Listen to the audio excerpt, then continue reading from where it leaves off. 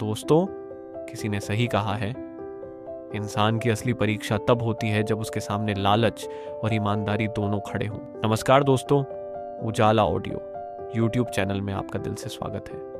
आज की ये कहानी एक ऐसे युवक की है जिसकी एक गलती ने उसकी किस्मत बदलने का मौका छीन लिया। एक छोटे से गांव में रमेश नाम का 23 साल का लड़का रहता था। वह बहुत गरीब था और दिन भर मजदूरी करके किसी तरह अपना गुजारा करता था। उसके माता पिता इस दुनिया में नहीं थे, इसलिए वह बिल्कुल अकेला था।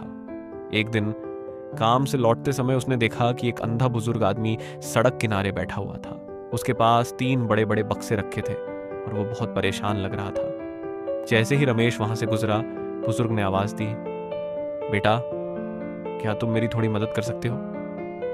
रमेश रुक गया और बोला, जी बाबा, बताइए, मैं आपकी क्या मदद कर सकता हूँ। बुजुर्ग ने कहा, मुझे इन बक्सों को पास वाले शहर तक पहुंचाना है, लेकिन मैं अंधा हूं और अकेला भी। अगर तुम मेरी मदद कर दो तो मैं तुम्हें इनाम दूंगा। रमेश ने बिना सोचे समझे हाँ कर दी और पहला बक्सा उठाकर चल पड़ा। चलते चलते रमेश ने पूछा, बाबा, इस बक्से में क्या है?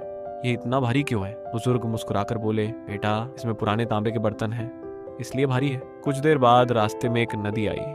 बुजुर्ग ने कहा, बेटा, क्या तुम दूसरा बक्सा भी उठा सकते हो? मैं अकेला नदी पार नहीं कर पाऊंगा। रमेश ने दूसरा बक्सा भी उठा लिया। उसके मन में सवाल उठने लगे, अगर इन बक्सों में कीमती चीजें हुई तो? थोड़ी दूर आगे बढ़ने पर एक सुनसान जंगल आया। रमेश के मन में विचार आने लगे, यह जगह बिल्कुल खाली है। अगर मैं ये तीनों बक्से लेकर भाग जाऊं तो कोई मुझे पकड़ नहीं पाएगा। मैं अमीर बन सकता हूँ, नई दुकान खोल सकता हूँ और आराम की जिंदगी जी सकता। पहले तो उसने अपने मन को समझाया, नहीं, ये गलत है। लेकिन कुछ देर बाद लालच फिर हावी हो गया। तभी बुजुर्ग ने कहा, बेटा, ये तीसरा बक्सा सबसे कीमती है, इसमें सोने के गहने हैं, इसे संभाल कर रखना। अब रमेश का लालच और बढ़ गया। जैसे ही मौका मिला, रमेश तीनों बक्से लेकर तेजी से भाग गया और सीधे अपने घर पहुंच गया। उसकी खुशी का ठिकाना नहीं था। उसने जल्दी जल्दी पहला बक्सा खोला, लेकिन उसमें सिर्फ पत्थर थे। उसने दूसरा बक्सा खोला, उसमें भी पत्थर थे। अब उसने घबराकर तीसरा बक्सा खोला, उसमें भी सिर्फ पत्थर थे। रमेश को समझ नहीं आ रहा था कि यह सब क्या हो रहा है। तभी उसे तीसरे बक्से में एक चिट्ठी मिली। उसने चिट्ठी खोली और पढ़ा, यह सब एक परीक्षा थी।